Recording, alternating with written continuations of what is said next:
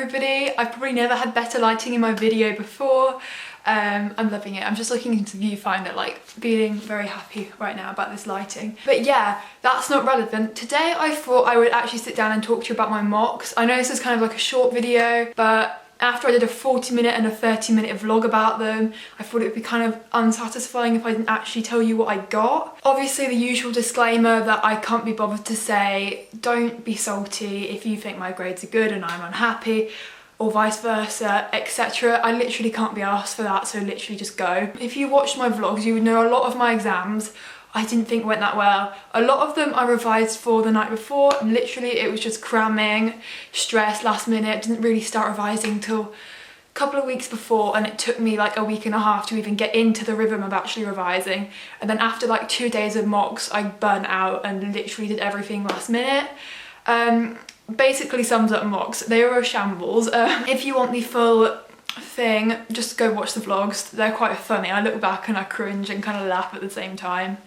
I mean, my grades could have been a lot worse considering how much of a mess I was during mocks. So I'm going to start off with my best grade, which was psychology, which I got an A* in. Thank the Lord, because I had a panic because I wrote the wrong essay.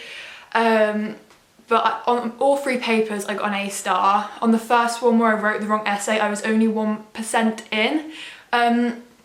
The reason I thought that this essay had ruined my grade is because at my school, when we do like internal exams, like, you know, end of module tests and stuff, we have to get 90% for an A*, and I always forget that like national grade boundaries for the actual A level, they're like so much lower, like it's like 75% for an A*, so you can mess up an essay, and if you do the rest of the paper like decently, it will be fine. So yeah, I scraped an A* on that.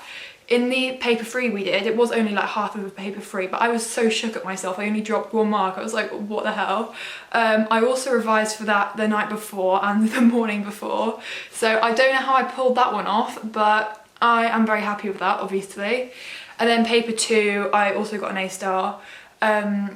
I can't remember what percent I got. So yeah, I'm very happy with psychology. So yeah, psychology, no complaints. I just need to like revise a bit earlier, not write the wrong essay, etc. And I did know what some of the questions were. I think we all did because it was last year's paper. So history, I got an A, which I'm quite happy about because I really did not think that some of my essays had gone well. I was 4 marks off an A* as well, which was quite shocking. Once again, in history, our school's internal grade boundaries are higher than like national grade boundaries when we set A levels, so the standards didn't have to be as high. I think all my actual essays, I got 17 and 18 out of 20, which is an A*. And then all my source questions, as I said in my vlogs, I did pretty poorly on them. Well, it wasn't poorly, it just wasn't amazing. My best one was a 16 and my worst one was a 14. So yeah, like they were fine, but I just need to like make them a bit better. And obviously I'll have coursework when I do my final A level, which wasn't included in this mock, so I actually need to work on my coursework. But yeah, obviously very happy with an A. Would quite like an A* considering I'm only 4 marks off of it. But I can't moan because I do only need 3 A's for the uni I want to go to. I'm actually going to get onto that at the end of the video and chat a bit about uni because it has thrown up some questions these mocks have. Finally, as you guys know, maths, the one that I always do worst in, I got a C. So my grades are a bit all over the place. A*, A, C.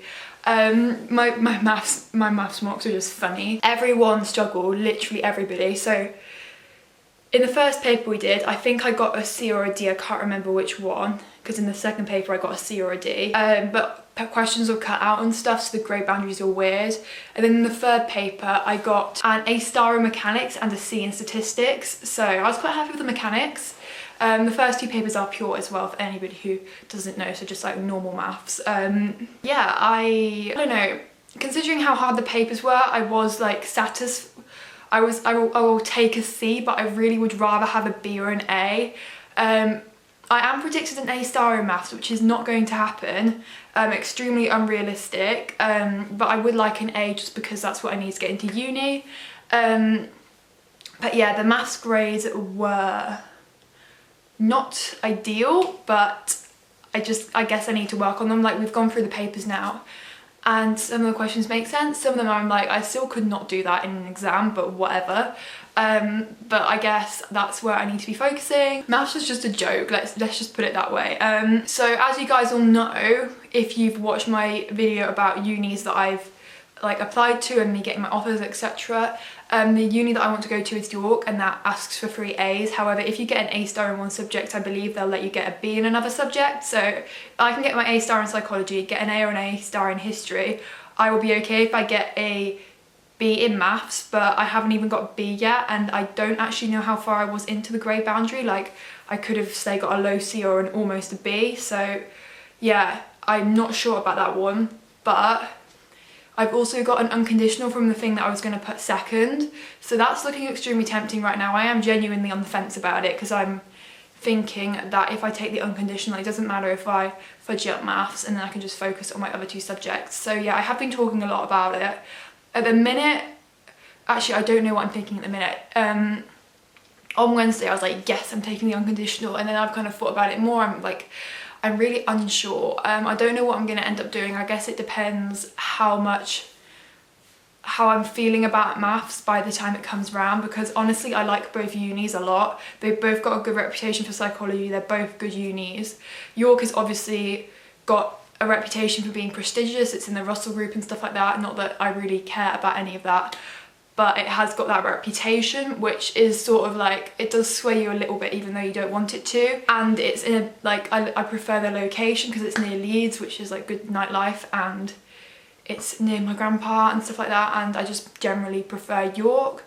But Norwich, which is UEA, is also like a nice city. It's just pretty, I find that it's quite an isolated place. Like, its closest other city is probably London, which is quite far away from it, so I don't know. But I'm very much on the fence about that, because obviously at first I was like, yes, I'm going to York, and now I'm more like, So I'm not particularly sure what I'm doing with uni at the minute, but I think I will sit down and film a video about what I end up picking, and like a little life update and how my A-levels are going after I've chosen what my thermal insurance are going to be. And yeah, so that is my mock results and my current situation of confusion about uni.